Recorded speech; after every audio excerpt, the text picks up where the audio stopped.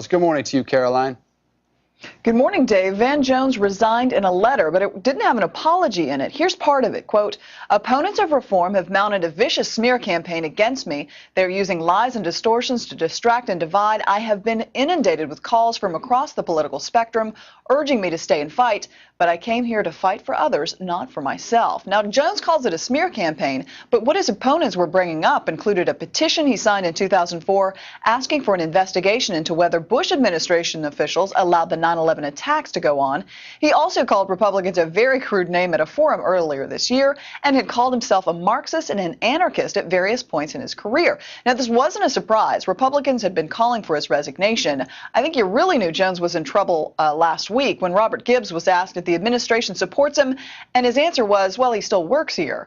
And you also knew this was coming because Jones had become such a distraction for the administration. He even acknowledged that in his resignation letter, saying he couldn't in good conscience ask his colleagues to expend precious time and energy defending or explaining my past. Now, that was especially true with healthcare gearing up as Congress returns this week.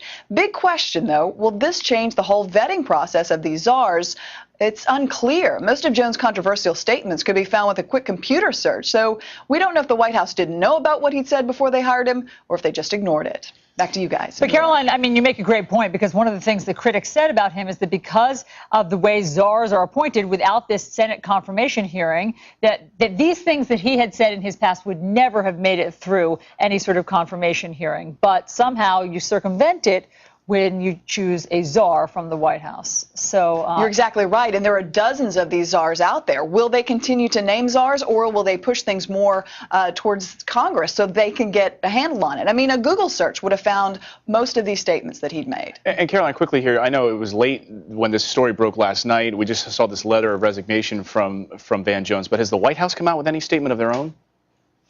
The council came out with a very plain statement saying we thank him for his 6 months of service. But the White House has pretty much been on the down low on this one.